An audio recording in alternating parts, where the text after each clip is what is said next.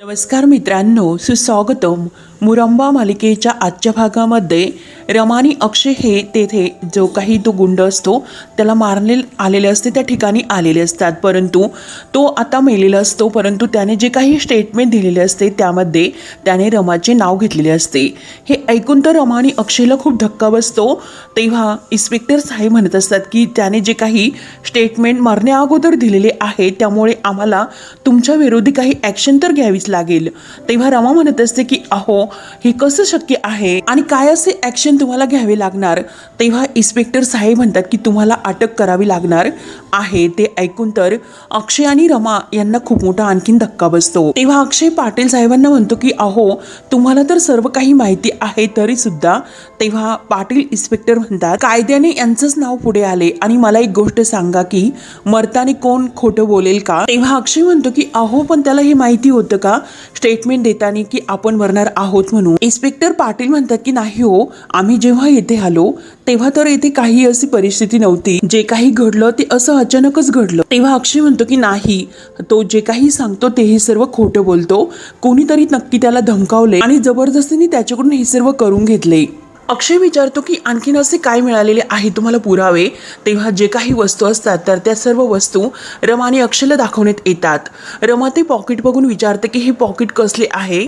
Inspector साहेब म्हणतात की हो, पुरावा म्हणून हे सुद्धा आम्ही जप्त केलेले आहे आणि त्यावर जे काही फिंगरप्रिंट आहे त्यावरून आम्हाला आरोपीपर्यंत नक्की पोहोचता येईल. आणि असंही शक्यता असते की त्याला पैशाचे आमिष दाखवून हा पेढा खाऊ घातला असेल. आणि तुम्हाला कुणाबद्दल डाऊट आहे का असे रमा आणि अक्षयला विचारतात. तेव्हा रमा म्हणते की हो आणि रेवाचे नाव घेते. फक्त रेवा हे करू शकते. आणि तेवढ्यात रमा ही सर्व त्या वस्तूकडे बघत असते आणि त्यात अचानक तिला ती टूथपिक दिसते.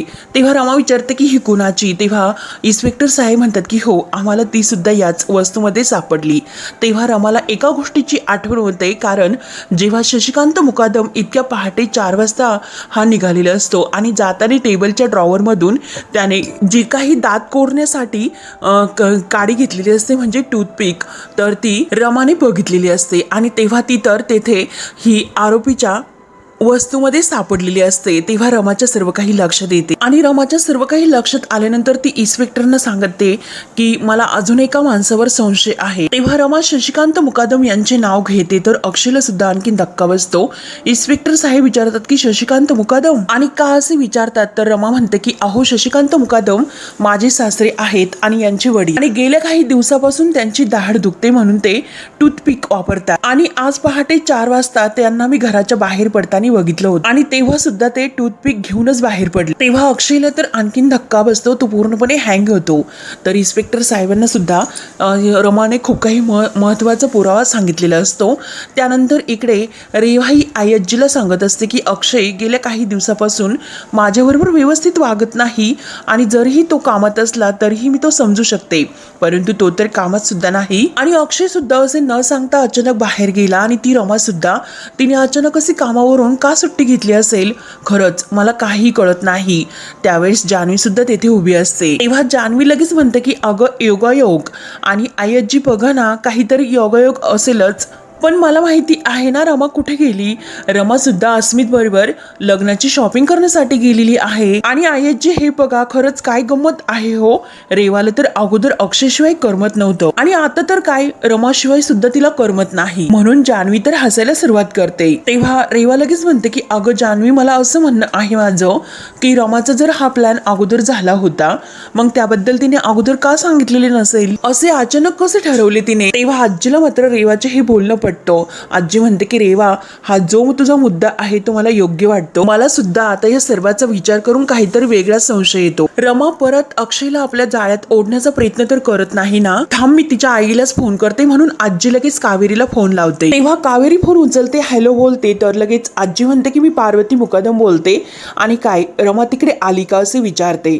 तेव्हा कावेरी म्हणते की काय रमा इकडे. अहो, ती तर इकडे नाही आली, काय झालं. तेव्हा आजी म्हणते की अहो, ती पाठपासून बाहेर गेली, कुठे गेली हे सुद्धा कोणाला माहिती नाही. तेव्हा कावेरी म्हणते की अरे बापरे, कुठे गेली ही मुलगी.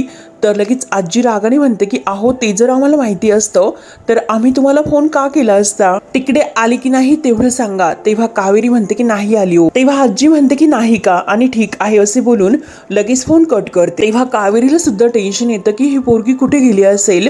आजी इकडे जान्हवी आणि रेवाला म्हणते रमा तिकडे तिच्या आईकडे सुद्धा नाही, म्हणजे रमा आपल्या सर्वांना खोटं सांगून गेली. थांबा येऊन दे तिला, तिच्याकडे बघते.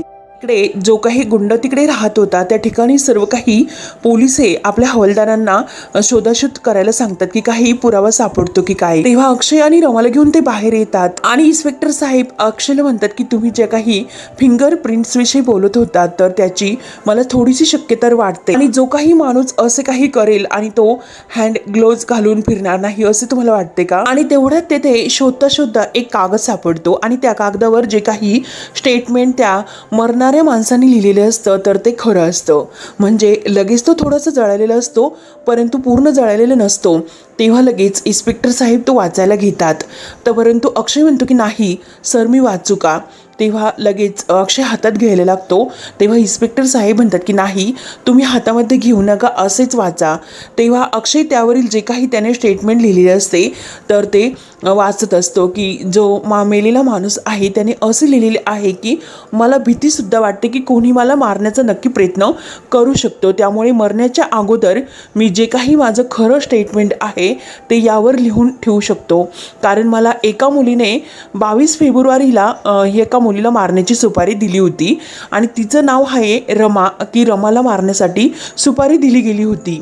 तेव्हा अक्षय म्हणतो की सर बघितलं ना की त्या माणसाने खरं जे काही स्टेटमेंट आहे ते यावर लिहिले, कारण रमाला मारण्यासाठी त्याला कोणीतरी सुपारी दिली होती. आणि पुढे वाचत असतो की त्या मुलीला जेव्हा मी मारायला जे मला सुपारी दिली गेली होती तिला मारायला गेलो आणि त्याच वेळेस दुसरी बाई एक मध्ये आली आणि ज्या कोणी बाईने मला सुपारी दिली होती म्हणजे त्या मुलीचं नाव आहे रे, आणि रेवाच्या पुढे जो काही वा असतो तर तो जळालेला असतो, फक्त रेवा असं नाव त्यावर असतं. तेव्हा अक्षय आणि रमाला तर आनंद होतो. अक्षय म्हणतो की अहो साहेब त्या ज्या काही मुलीने सुपारी मारण्याची दिली होती तिचं नाव रे म्हणजे रेवाच असणार. तेव्हा इन्स्पेक्टर साहेब म्हणतात की अहो रेवरून रेवती रेखा असे कितीही नाव येऊ शकतात. तेव्हा अक्षय म्हणतो की साहेब हे मला सर्व मान्य आहे पण या केसशी निगडीत जे काही नाव आहे ते फक्त रेवा असू शकते. अहो त्या माणसाने स्पष्ट लिहून ठेवलेले आहे आणि रमा त्या माणसाला अशी मारण्याची सुपारी का देईल. आणि ह्या कागदावरून जाळून जे काही त्यांनी जाळण्याचा प्रयत्न केला तर नक्की पुरावा नष्ट करण्याचा प्रयत्न केला हे क्लिअर दिसून येतं. तेव्हा हवालदार साहेब विचारतात की पण साहेब हे झाले कसे असणार. तेव्हा इन्स्पेक्टर साहेब म्हणतात की जसे अक्षय सर बोलले अगदी तसेच झाले असणार. तेव्हा इन्स्पेक्टर साहेब जसे आठवतात म्हणजे जसं काही त्यांच्या मनात येते अक्षय जसे म्हणलेले असतो तसे तर ते सांगण्याचा प्रयत्न करतात. म्हणजे शशिकांत मुकादम हा त्या गुंडांच्या घरी आलेला असतो आणि शशिकांत मुकादम हा लगेच त्याला ओळख करून देतो. तेव्हा तो विचारतो की साहेब अहो तुम्ही कोण.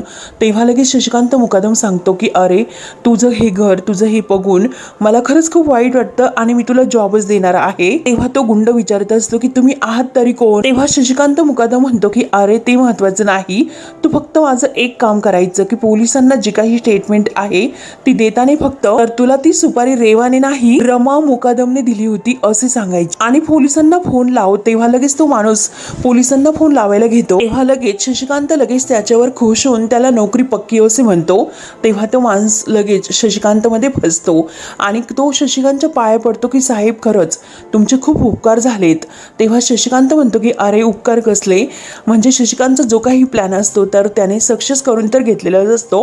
म्हणजे जे काही स्टेटमेंट मरण्या अगोदर त्याच्याकडून घ्यायचे असते अगदी तशाच पद्धतीने त्याने सर्व काही प्लॅन केलेलं असतं. आणि येताना मात्र त्याला नोकरी मिळाली म्हणून त्याच्यासाठी पेढ्याचा जो बॉक्स आणलेला असतो तर त्यामध्ये विष कालवलेले असते. म्हणजे त्याने तर लगेच तो पेढा खाल्लेला असतो आणि अगदी खुश होऊन तो पेढे खात असतो कारण त्याला कुठे माहिती असतं की यात पॉइझन आहे म्हणून. आणि त्याच वेळेस त्या माणसाने जे काही स्टेटमेंट अगोदर लिहून ठेवलेले असते तर तो लगेच शशिकांत मुकादमला दाखवतो. तेव्हा शशिकांत मुकादम म्हणतो की अरे ते महत्वाचं नाही, अरे तू घाबरू नको, स्टेटमेंट सुद्धा बदलता येऊ शकतं. मी तुला जे सांगितलं ते स्टेटमेंट तू पोलिसांना दे म्हणजे तुझी नोकरी पक्की आणि तुझ्यासाठी घर पण. तेव्हा तो माणूस तर शशिकांत लगेच ऐकतो आणि मी तुला जे सांगितलं की तुला रमा मुकादमने सुपारी दिली होती असेच तू सांगायचे. तेव्हा जाता वेळी शशिकांत मुकादम त्याला म्हणतो की मी सांगितलेलं जे आहे ते लक्षात ठेवायचं आणि अगदी तसेच पोलिसांना सांगायचे. आणि लगेच त्यांना पोलिसाच्या गाडीचा जो हॉर्न असतो तर जोरजोरात ऐकू येतो. तेव्हा शशिकांत मुकादम म्हणत असतो की इकडून जायला जागा आहे का. तेव्हा तो माणूस म्हणतो की हो हो आहे. आणि शशिकांतच्या हातामध्ये तेव्हा जी काही टूथपिक असते तर तो दात कोरतच तेथे टाकून गेलेला असतो आणि मागच्या दरवाजाने तो निघून जातो.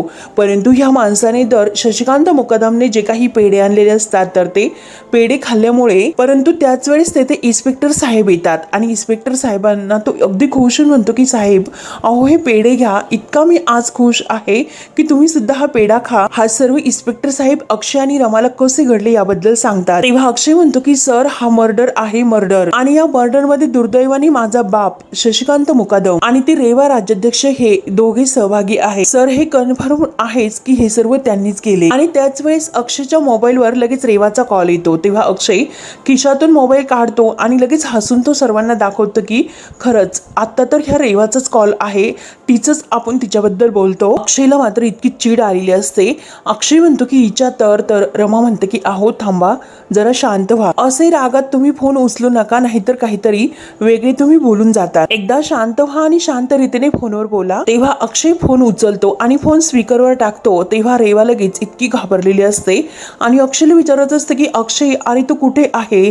तेव्हा अक्षय म्हणतो की अगं मी कुठे म्हणजे मी माझ्या कामात आहे, मी कामासाठी बाहेर आलो हे सांगितलेले होते. आणि काय झाले असे विचारतो तर रेवा म्हणते की अरे तू रमा बरोबर आहेस का. तेव्हा अक्षय म्हणतो की रमा बरोबर, अहो रमा बरोबर माझा काय संबंध. रेवा म्हणते की मला माहिती नाही, अरे मी तुला ऑफिसमध्ये फोन केला तर तू ऑफिसमध्ये सुद्धा नाही, आणि मी रमाकडे तिच्याकडे सुद्धा घरी फोन केला होता परंतु ती तिच्या आईच्या सुद्धा घरी नाही. मग अक्षय मला खरं सांग की तू रमा बरोबर आहेस का. त्याच वेळेस आजी सुद्धा तेथे असते आणि रेवा अक्षय बरोबर बोलते हे ती ऐकत असते. तेव्हा अक्षय म्हणतो की काय ग तुझा इतका सुद्धा माझ्यावर विश्वास नाही, जरा तरी विश्वास ठेव माझ्यावर, तुला वाटतं का मी तिच्याबरोबर जाईन तुला न सांगता. रेवा इतकी भयंकर चिडलेली असते आणि मला माहिती नाही की तू कुणाबरोबर असू शकतो. तेव्हा अक्षय म्हणतो की काय ग इतका सुद्धा तुझा माझ्यावर विश्वास नाही, हेच प्रेम आहे का तुझं. अगं मी तुझ्यासाठी काहीतरी छान असा सरप्राईज म्हणून प्लॅन करतो आणि तू तर काय माझ्यावर अविश्वास दाखवते आणि तू शंका घेते, याला काही अर्थ आहे का. आजीला मात्र रेवाचा खरंच राग येतो. रेवा ही नाही नाही असे करत असते आणि परत अक्षयला सॉरी म्हणते. अरे मला तुझ्यावर रागवायचं नव्हतं, मला फक्त काळजी वाटत होती, मला याची भीती होती की तू रमा बरोबर आहेस का. तेव्हा अक्षय म्हणतो की मला नाही माहिती त्या कुठे गेल्या, त्या कामवाल्या मावशीची माझा काय संबंध, मी किती वेळेस तुला सांगितले, मग आता मी फक्त त्यांच्यावरच लक्ष ठेवू का, त्या कुठे जातात काय करतात. तेव्हा रेवा म्हणते की नाही अक्षय अरे खरंच सॉरी, मला तुझ्यावर डाऊट नाही, आणि अक्षय तू माझ्याकडे सरप्राईज प्लॅन करतो माझ्यासाठी, मग तू त्याच्याकडेच लक्ष दे. आणि परत सॉरी म्हणते, लव्ह यू म्हणते. तेव्हा अक्षय म्हणतो की इट्स ओके आणि प्लीज रेवा तू चिडू नकोस, तुला लवकरात लवकर सरप्राईज मिळेलच, आणि बाय करून तो फोन ठेवतो. आणि तेव्हा रेवा म्हणते की थँक गॉड रमा आणि अक्षय एकत्र नाही म्हणून. तेवढ्यात आजी हे सर्व ऐकून रेवाला विचारते की काय ग रेवा, अक्षयची बोलण्याची ही पद्धत झाली का, असे बोलत असतात का. तेव्हा रेवा म्हणते की आयजी अहो मला असे वाटले होते की ते दोघे एकत्र आहेत. आयजी विचारते की मग कुठे आहे तो. तेव्हा रेवा सांगू लागते माझ्यासाठी तो बाहेर सरप्राईज प्लॅनिंग करतो. तेव्हा आजी विचारते की अगं तू रमासाठी विचारले तेव्हा तो काय म्हटला. तेव्हा रेवा म्हणते की माहिती नाही की ती कुठे गेली, इतकंच तो मला रमाबद्दल बोलला. रेवा म्हणते की आजी पण रमाबद्दल मी जे काही प्रश्न त्याला विचारले त्याबद्दल त्याला शंका आली असणार. तेव्हा आजी म्हणते की अगं मी तुला म्हणूनच समजावून सांगत असते की जरा शांतता घे, सावधगिरी बाळग, आणि तू जर असे काही प्रश्न त्याला विचारले सगळं बट्ट्याबोळ होईल आणि त्याला जे आठवत नाही त्याची सुद्धा तू आठवण करून देशील. रेवा आजीला सॉरी म्हणते. तेव्हा लगेच आजी म्हणते की सॉरी आत्ता म्हणते, आणि अक्षय कुठे आहे ते तर कळले म्हणून आजीला सुद्धा हा थोडासा धीर येतो. परंतु परत आजी विचारते अगं रमा कुठे आहे, ती कुठे गेली असेल, आणि तिच्या आईला सुद्धा तिने सांगितलेले नाही, म्हणजे मग कुठे गेली. त्यानंतर इकडे अक्षय इन्स्पेक्टर साहेबांना म्हणत असतो की काही करा त्या रेवाला आत्ताच्या आत्ता तुम्ही ताब्यात घ्या, तिला अटक करा. तेव्हा पाटील साहेब म्हणतात की अहो जरा शांत, आपल्याकडे जरी रेवाच्या विरोधात खूप काही पुरावे असले तरी त्यामध्ये रेवाचं नाव मात्र अगदी स्पष्ट नाही दिसत, आणि हे मात्र खरं आहे की रमाची सुपारी दिली होती. आणि तेव्हा आम्ही आता ही हँड राईट रायटिंगच्या मदतीने हे लेटर नक्की कोणी लिहिलं होतं हे शोधून काढू, परंतु ती प्रोसिजर पूर्ण होण्यासाठी थोडासा वेळ तर लागेलच आणि आपले पोस्टमॉर्टम रिपोर्ट सुद्धा येण्यासाठी थोडासा वेळ तर लागेलच. तोपर्यंत तर आम्ही काही ऍक्शन नाही घेऊ शकत, परंतु आमच्याकडे जी माहिती आहे आणि आम्हाला इथून पुढे जी काही माहिती मिळत राहील ती सर्व माहिती आम्ही तुम्हाला कळवत राहू. तेव्हा अक्षय म्हणतो की सर, पण जे काही करायचे असेल ते तुम्ही लवकरात लवकर करा. या सर्वांचा त्या रेवाला जरासा जरी अंदाज आला ती लगेच अलर्ट होती, कारण या असल्या बाबतीत ती खूप हुशार मुलगी आहे. एकदा जर ती हाताच्या बाहेर गेली तर मग काही सापडणार सुद्धा नाही. तेव्हा इन्स्पेक्टर साहेब म्हणतात की आम्ही टूथपिक सुद्धा आहे ती तिकडे देत आहोत. संशयित पुरावा आहे ती आणि त्यावरून शशिकांत मुकादम हे येथे आले होते की नाही आपल्याला कळेल आणि त्यांचा DNA सॅम्पल आहे तो तुम्ही आम्हाला आणून द्या. अक्षय म्हणतो की ठीक आहे सर, मी तुम्हाला आणून देतो. तर लगेच इन्स्पेक्टर साहेब म्हणतात की जर आणि सर हे मात्र खरं आहे की जरी त्या लेटरमध्ये रेवाचं नाव स्पष्ट दिसत नसेल तर तुमच्या केसशी निगडित व्यक्ती ही रेवाच असणार, हे आपण कोर्टामध्ये केस उभं करण्यासाठी वापरू शकतो. तेव्हा अक्षय खुश होतो आणि थँक्यू सर म्हणून पाटील साहेबांचे आभार मानतो.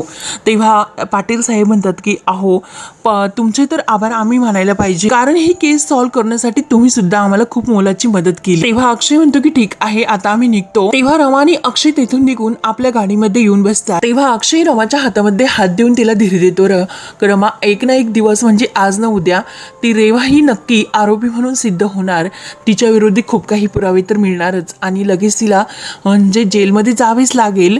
त्यावर रमा म्हणते की पण मला आता हे सांगा की आता यापुढे आपण काय करायचे, कारण हे सर्व करता करता पुरावे गोळा करता करता इथपर्यंत पोहोचलो, इतके दिवस गेले आणि जर आपण असे एकत्र घरी गेलो तर घरातील सर्वजण आपल्याला प्रश्न विचारतील की तुम्ही एकत्र असे कुठे गेला होता, मग काय करायचे, आपण बाहेर कसे पडायचे. तेव्हा अक्षय विचार करतो की बघूयात रमा, आपण इथून तर निघूयात, नंतर ठरवूयात की काय उत्तर द्यायचे ते. तेव्हा रमा म्हणते की थांबा, अगोदर काहीतरी खाऊन घ्या, एकतर तुम्ही काहीच खाल्लेले नाही, तुम्हाला त्रास होईल. तेव्हा रमा ही अक्षयला चिक्की खाण्यासाठी देते तर अक्षयला हसू येतं. अक्षयला लगेच अक्षय रमाला अगोदर खाऊन घेण्यासाठी सांगतो. रमा म्हणते की नाही, अगोदर तुम्ही खा, तुम्हाला त्रास होईल जर काही खाल्ले नाही तर, आणि पुढे गेल्यानंतर आपण आणखीन काही आहे का नाही तर खाण्यासाठी घेऊयात. अक्षय ऐकायला तयार नसतो आणि रमाला तो पहिला घास घे म्हणत असतो. रमा म्हणते की नाही, तुम्ही खा. तेव्हा शेवटी अक्षय खाऊन घेतो. त्यानंतर इकडे आनंद आणि अभि काका हे म्हणजे एकत्र असे दारू पिण्यासाठी आपली तयारी करत असतात. तर आनंद सर्व तयारी करून ग्लास उभं भरत असतो.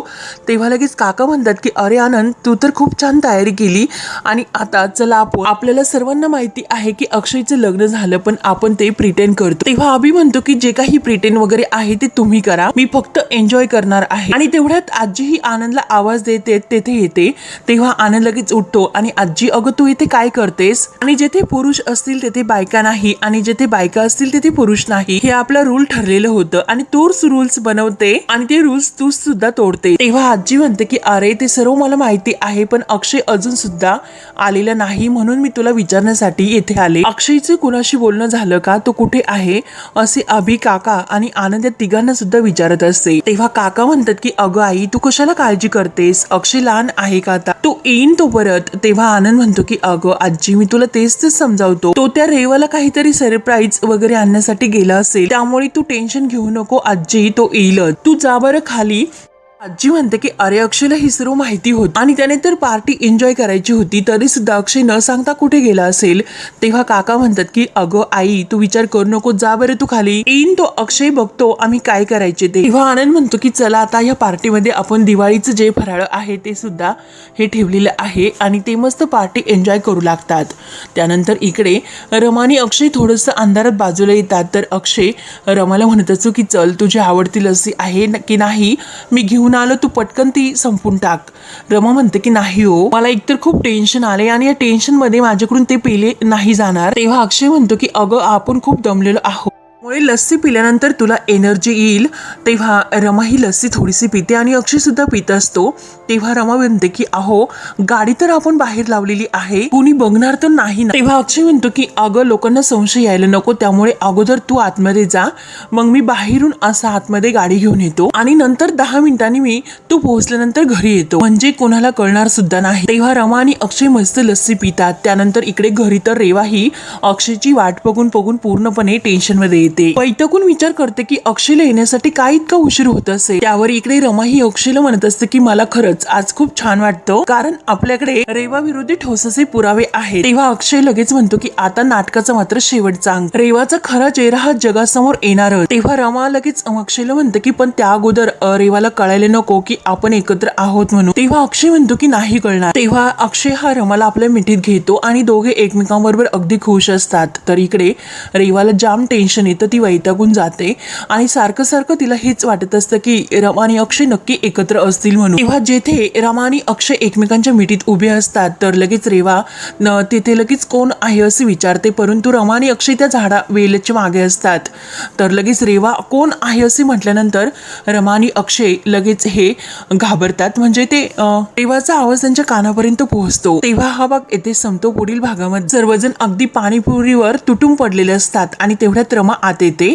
तर जान्हवी म्हणते की अगं रमा ये ना, बघ ना पाणीपुरी किती मस्त सर्वजण तुटून पडलेत खायला. तेव्हा जे काही पाणीपुरीतील पाणी असते तर रेवा म्हणते की हे सर्व संपले, थांबा मी परत घेऊन येते, आणि त्यामध्ये ती काहीतरी मिक्स करते. त्यानंतर इकडे अभि तर अक्षयवर खूप चिडलेला असतो, कारण जान्हवी, रेवा आणि आजी सीमा ह्या पाणीपुरीवर ताव मारत असतात आणि इकडे सर्वजण म्हणजे जे काही जेंट्स असतात तर ते दारू पिण्यासाठी आनंद एन्जॉय करत असतात. आणि त्यात अभि आणि अक्षय यांची काहीतरी कोणत्या तरी कारणामुळे काहीतरी होतं आणि लगेच अभि असा अक्षयवर धावून जातो. तेव्हा काका आनंद अभिला धरतात आणि अभिला समजावतात. तेव्हा अक्षय आणि अभि एकमेकांकडे बघत असतात. तर आता पुढे काय काय होत राहणार हे बघण्यासाठी आपल्या चॅनलला नक्की सबस्क्राईब करत रहा. धन्यवाद.